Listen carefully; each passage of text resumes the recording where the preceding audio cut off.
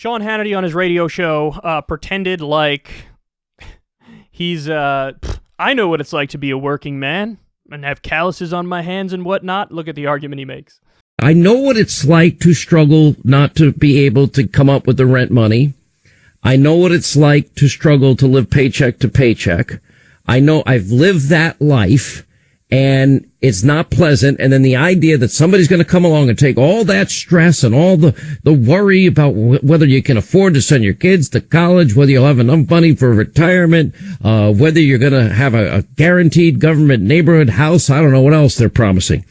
So the problem with all of this is it destroys human initiative. It destroys it.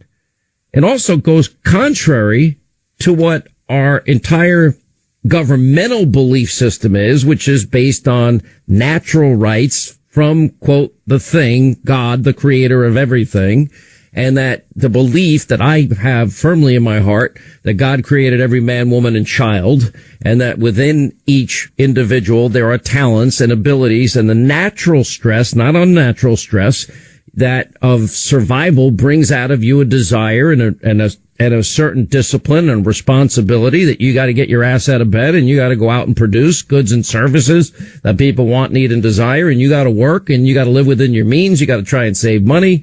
All these things come into play.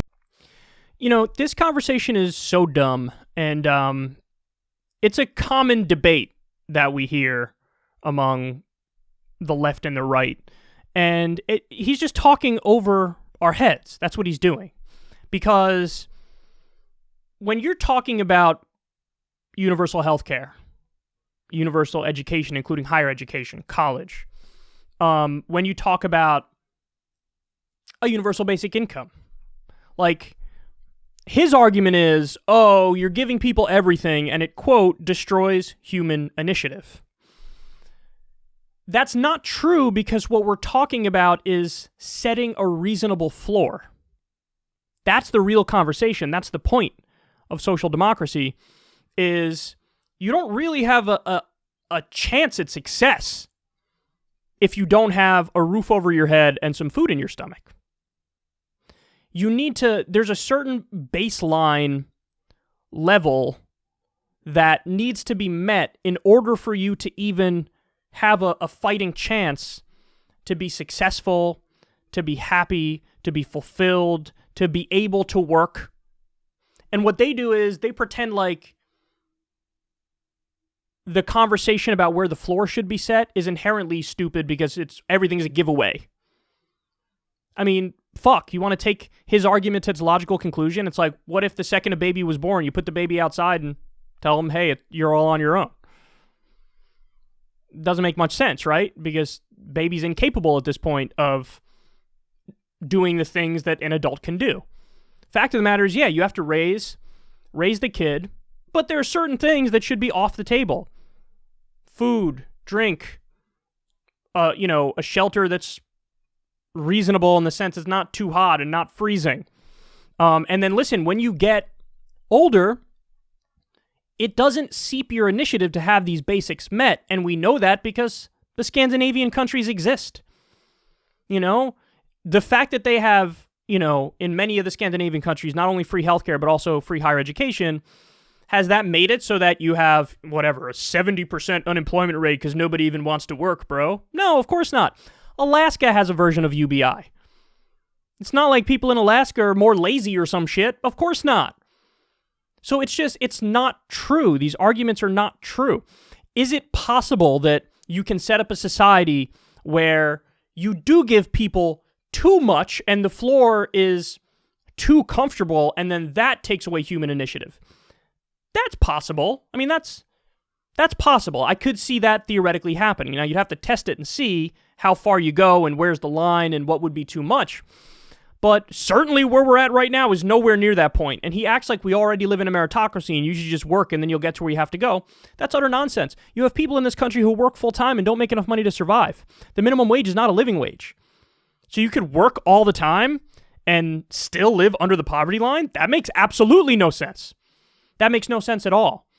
So when you talk about free healthcare, free college, very basic things, a universal basic income. I mean, we have Social Security in this country where if you're over a certain age, you basically get income, guaranteed income. Is that seeping the initiative of these people? No. We've collectively decided as a society that older people deserve a certain baseline of security. I think that's reasonable. I go a step further. I think maybe everybody deserves that. And I don't think it'll necessarily take initiative away. Maybe for a tiny number of people it will. But overall, like I said, Alaska has UBI. They're doing fine.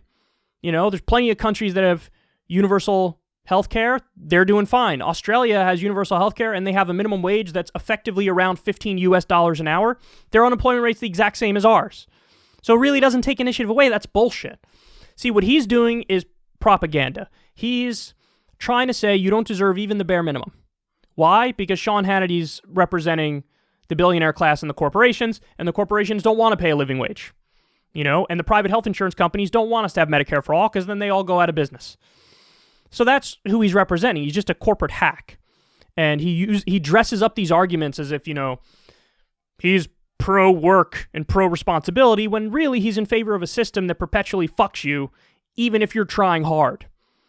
Nobody's against trying. Nobody's against working your way up. But the question is, we should start this race, this 100-yard dash, where we're all at the 0-yard line, shoot the gun in the air, and then everybody runs. What we have now is a system where some people are born at the 90-yard line of the 100-yard dash, and they get to go, and some people are brought back 1,000 yards behind the finish line, and they're told, okay, you run, and this is an equal and fair race. No, it's not. The rules of the competition need to be just and fair and reasonable, and what he's doing is, unfortunately, arguing for a status quo that is completely unjust and unfair and unreasonable. So, don't fall for this nonsense. People on the left are just trying to give people a shot, a chance, not cradle to grave, everything's taken care of. It's not too much to ask to have what every other developed country has as the starting point.